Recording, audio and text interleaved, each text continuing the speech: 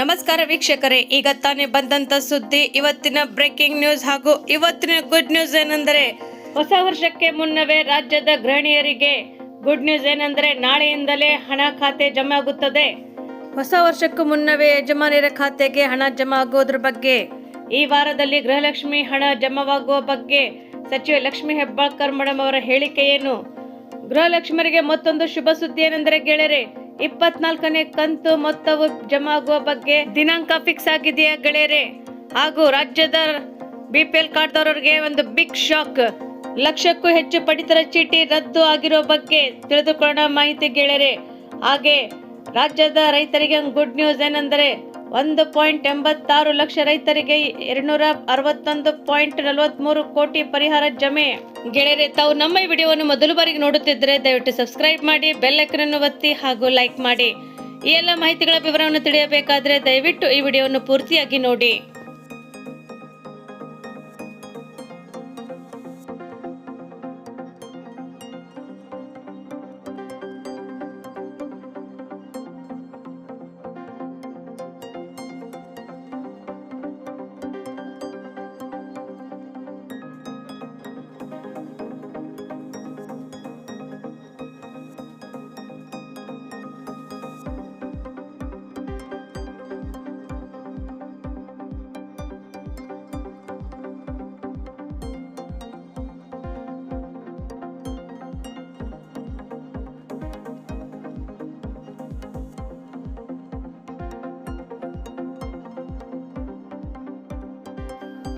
ಗೆಳೆಯರೆ, ಗೃಹಲಕ್ಷ್ಮಿ ಯೋಜನೆ 74ನೇ ಕಂತಿನ ಹಣ ಬಿಡುಗಡೆ ಬಗ್ಗೆ ಹಣಕಾಸು ಇಲಾಖೆಯವರು ಅನುಮೋದನೆ ಕೊಟ್ಟಿದ್ದಾರೆ ಗೆಳೆಯರೆ.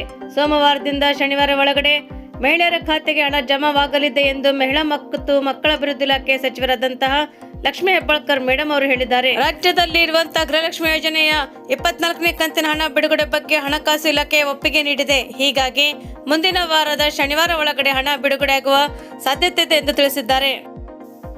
ಗೆಳೆಯರೆ, ಹೊಸ ವರ್ಷಕ್ಕೆ ಮುನ್ನವೇ ಗೃಹಲಕ್ಷ್ಮಿಯರಿಗೆ ಮಹಿಳಾ ಮತ್ತು ಮಕ್ಕಳ ಕಲ್ಯಾಣ ಅಭಿವೃದ್ಧಿ ಇಲಾಖೆ ಸಚಿವರಾದಂತಹ ಲಕ್ಷ್ಮಿ ಹೆಬ್ಬಾಳ್ಕರ್ ಮೇಡಮ್ ಅವರು ಸಿಹಿ ಸುದ್ದಿಯನ್ನು ನೀಡಿದ್ದಾರೆ.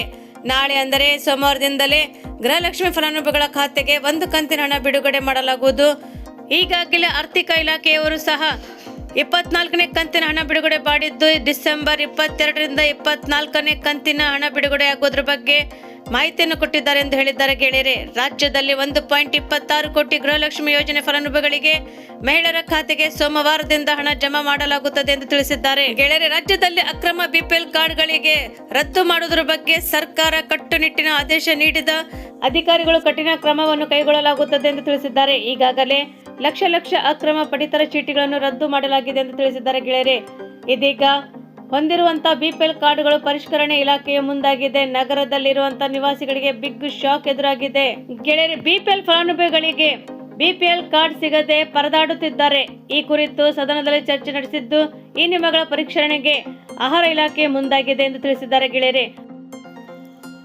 ಮತ್ತೊಂದು ಗುಡ್ ನ್ಯೂಸ್ ಏನೆಂದರೆ, ಅತಿವೃಷ್ಟಿ ಬೆಳೆಯಿಂದ ಹಾನಿಯಾಗಿರುವಂತಹ ರೈತರಿಗೆ 1,86,426 ರೈತರಿಗೆ ಅವರ ಖಾತೆಗಳಲ್ಲಿ 17 ಕಂತಿನ ಹಣವು ಒಟ್ಟು 261.43 ಕೋಟಿ ಪರಿಹಾರ ಹಣ ಜಮಾವಾಗಿದೆ ಎಂದು ತಿಳಿಸಲಾಗಿದೆ ಗೆಳೆಯರೆ.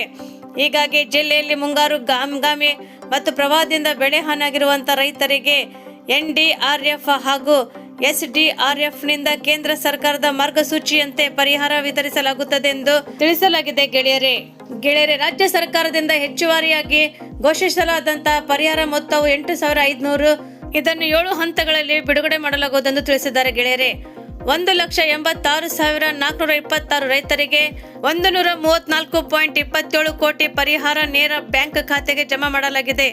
ಜಿಲ್ಲೆಯ ರೈತರಿಗೆ ಕೇಂದ್ರ ಸರ್ಕಾರದ NDRF ಅಥವಾ SDRF ಮಾರ್ಗಸೂಚಿಯಂತೆ ರಾಜ್ಯ ಸರ್ಕಾರದಿಂದ ಹೆಚ್ಚುವರಿ ಘೋಷಿಸಲಾದಂತಹ ಪರಿಹಾರ ಮೊತ್ತವು 17 ಕಂತುಗಳಲ್ಲಿ 1,86,426 ರೈತರಿಗೆ 261.43 ಕೋಟಿ ಪರಿಹಾರ ಜಮಾ ಮಾಡಲಾಗುವುದು.